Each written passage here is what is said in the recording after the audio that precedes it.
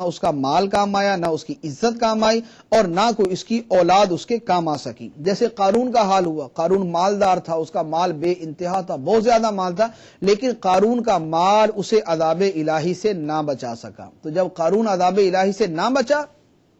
تو ابو لہب جو نبی کریم صلی اللہ علیہ وآلہ وسلم کا گستاخ تھا، وہ بھی عذاب الہی سے نہ بچ سکا۔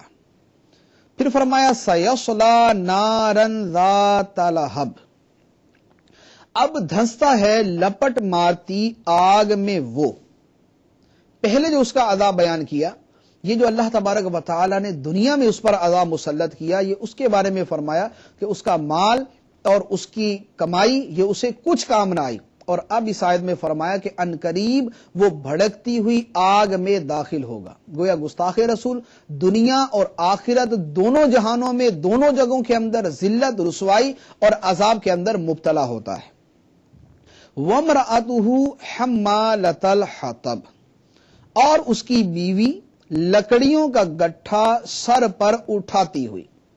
اس آیا مبارکہ میں ابو لہب کی بیوی کا تذکرہ ہے۔ اس کا اصل نام عورہ تھا اور ام جمیلہ اسے کہا جاتا تھا۔ فرمایا کہ ابو لہب اور اس کی بیوی یہ دونوں جہنم میں جائیں گے۔ اس کی وجہ یہ ہے کہ ابو لہب کے ساتھ اس کی بیوی نبی کریم صلی اللہ تعالی علیہ وآلہ وسلم کی سخت دشمن تھی، اور آپ کو تکلیف دینے کا کوئی موقع ہاتھ سے نہ جانے دیتی تھی، حتیٰ کہ اس کی حالت یہ تھی کہ خود جنگل میں جاتی اور جنگل سے کانٹے چنتی، اور وہ کانٹے چن کر نبی کریم صلی اللہ علیہ وآلہ وسلم کے راستے میں بچھایا کرتی تھی، اور مقصد یہ تھا کہ معاذ اللہ نبی کریم صلی اللہ علیہ وآلہ وسلم یہاں سے گزریں، آپ کے پاؤں میں کانٹے چبھیں، آپ کو تکلیف ہو، تو آپ کو تکلیف دینے کے لیے اور آپ کو ایذا دینے کے لیے خود جنگل میں جاتی اور وہاں سے کانٹے چن کر لے آتی۔ حالانکہ اس کی خادمہ تھی، اس کی نوکرانیاں تھی، ان سے چاہے کام کروا سکتی تھی، لیکن نبی کریم صلی اللہ علیہ وآلہ وسلم کے بغض اور آپ کے کینے اور آپ کی دشمنی و عداوت کے اندر وہ یہ کام خود کیا کرتی تھی۔ تو اللہ تبارک و تعالی نے یہ فرما دیا کہ ابو لہب جو گستاخ ہے اور اس کی بیوی جو نبی کریم صلی اللہ علیہ وآلہ وسلم کو ایذا دینے والی ہے، یہ دونوں بھڑکتی ہوئی آگ میں داخل ہوں گے۔ چنانچہ یہی ہوا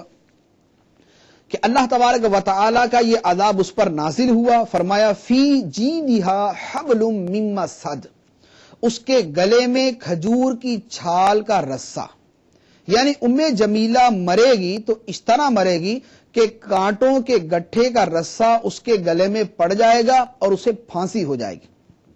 چنانچہ واقعہ ایسا ہوا کہ ایک دن جنگل سے یہ کانٹے چن کر لا رہی تھی، اپنے سر کے اوپر اس نے گٹھا اٹھایا ہوا تھا، رسی سے باندھا ہوا تھا، تھک گئی تو کسی درخت کے نیچے بیٹھ گئی۔ اللہ تبارک و تعالی نے فرشتہ بھیجا، اس فرشتے نے اس گٹھے کو اس کے سر سے لڑکا دیا اور اس کی رسی اس کے گلے کے اندر اٹک کر رہ گئی، اور اس کے ذریعے پھانسی کی صورت کے اندر اس کی موت واقع ہوئی۔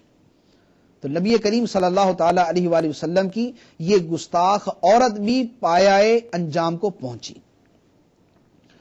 تو اس سے یہ پتا چلا کہ حضور صلی اللہ تعالی علیہ وآلہ وسلم کا دشمن نہ دنیا میں چین پائے، نہ قبر میں، نہ آخرت میں۔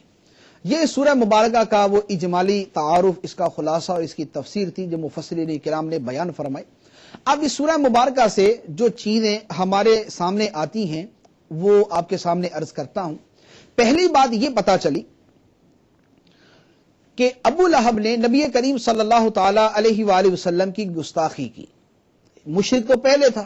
بتوں کی پوجا کرنا، بتوں پہ چڑھاوے چڑھانا، بتوں کی تعظیم کرنا، بت بنانا، بت سجانا، خانہ کعبہ کے اندر بت رکھنا، یہ تو پہلے سے ان کا طریقہ چلا آ رہا تھا، لیکن اس پر اللہ تبارک و تعالی نے کبھی اس طرح سخت انداز میں ان سے کلام نہ فرمایا۔ لیکن جب ابو لہب نے نبی کریم صلی اللہ تعالی علیہ وآلہ وسلم کی گستاخی کی اور آپ کو یہ کہا کہ اے محمد تمہارے دونوں ہاتھ تمام ہو جائیں کہ کیا تم نے ہمیں اس لیے جمع کیا تھا، تو اللہ تبارک و تعالی کے دریائے جلال میں جوش آیا۔ اللہ تبارک و تعالی نے قرآن پاک کی پوری سورت اس گستاخ کے رد میں نازل فرمائی۔ تو گویا پتا چلا کہ نبی کریم صلی اللہ تعالی علیہ وآلہ وسلم کے گستاخ کو اللہ تبارک و تعالی کبھی معاف نہیں فرماتا، اور اللہ تعالی دنیا اور آخرت دونوں جہاں میں اس کو سزا دیتا ہے اور اسے ذلیل کرتا ہے۔ اللہ تبارک و تعالیٰ پر کفار اعتراض کرتے تھے تو نبی کریم صلی اللہ علیہ وآلہ وسلم جواب دیتے تھے، اور نبی کریم صلی اللہ علیہ وآلہ وسلم پر کفار نے اعتراض کیا تو ان کا جواب اللہ تبارک و تعالیٰ نے ارشاد فرمایا۔ اس سورہ مبارکہ کی تفسیر میں اور دیگر سورتوں کی تفسیر میں مفسرین کرام نے لکھا ہے، اور اسے امام اہل سنت مجدد دین و ملت مولانا شاہ امام احمد رضا خان علیہ رحمۃ الرحمٰن نے اپنی کتاب تجلی الیقین بان نبینا سید المرسلین کے اندر نقل فرمایا ہے کہ قرآن پاک کے اندر ایسے بہت سے مقامات ہیں کہ جہاں پر کفار نے نبی کریم صلی اللہ علیہ وآلہ وسلم پر اعتراض کیا، کفار کے اعتراض کا جواب نبی کریم صلی اللہ علیہ وآلہ وسلم نے نہ دیا، بلکہ کفار کو خود جواب اللہ تبارک و تعالی نے دیا۔ چنانچہ قرآن پاک کی 20 آیتیں اس موضوع پر ہیں۔ کفار نے ایک مرتبہ نبی کریم صلی اللہ علیہ وآلہ وسلم سے کہا، یا ایھا الذی نزل علیہ الذکر انک لمجنون، کہ اے وہ آدمی جس پر یہ قرآن نازل کیا گیا ہے، انک لمجنون، بے شک تم تو مجنون ہو، معاذ اللہ تم تو پاگل ہو۔ کفار نے نبی کریم صلی اللہ علیہ وآلہ وسلم پر جب یہ اعتراض کیا، اللہ تبارک و تعالی نے اپنے محبوب صلی اللہ علیہ وآلہ وسلم کا دفاع کیا، آپ کی طرف سے جواب دیا، اور کفار کو مخاطب کر کے ارشاد فرمایا، نون والقلم وما یسطرون، نون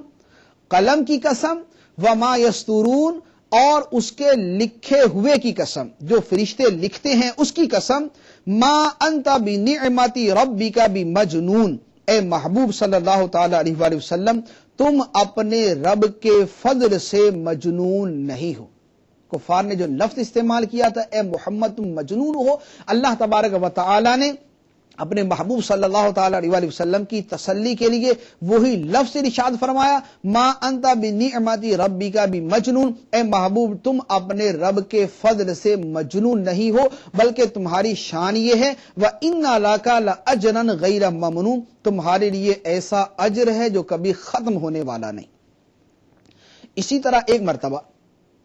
کفار نے نبی کریم صلی اللہ علیہ وآلہ وسلم کے بارے میں کہا، ان محمدن ودعہ ربہ وقلا،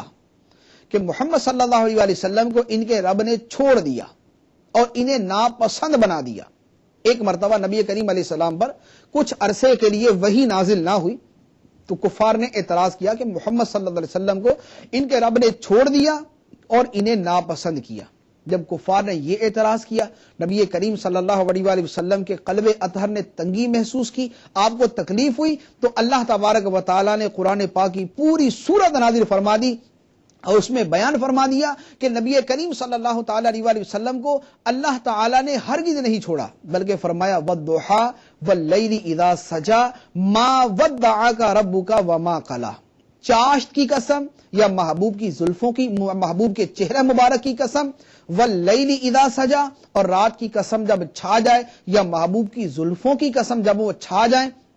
اے محبوب صلی اللہ تعالی علیہ وآلہ وسلم آپ کے رب نے تو آپ کو یہ فضیلت عطا فرمائی ہے، ما ودعک ربک وما قلی، آپ کے رب نے نہ آپ کو چھوڑا اور نہ آپ کو ناپسند جانا، بلکہ آپ کی شان یہ ہے وللآخرۃ خیر لک من الاولی، آپ کی آخرت آپ کی دنیا سے بہتر، آپ کی آنے والی گھڑی آپ کی ہر پہلی گھڑی سے بہتر، اور فرما دیا کہ آپ کے آنے والا وقت آپ کے لیے بہتر ہے، اور کیسا بہتر ہے کہ اس کی ایک علامت یہ ہے وَلَسَوْفَ يُعْطِيكَ رَبُّكَ فَتَرْضَىٰ، ان قریب آپ کا رب آپ کو اتنا عطا فرمائے گا کہ آپ راضی ہو جائیں گے، آپ کو اتنا عطا فرمائے گا آپ راضی ہو جائیں گے۔ تو کفار جو یہ کہنے والے کہ محمد صلی اللہ علیہ وسلم کو ان کے رب نے چھوڑ دیا اور انہیں ناپسند کیا ہے، ایسی ہرگز نہیں، آپ پیدائشی طور پر خدا کے محبوب ہیں، اور آپ کا ہر دن آپ کی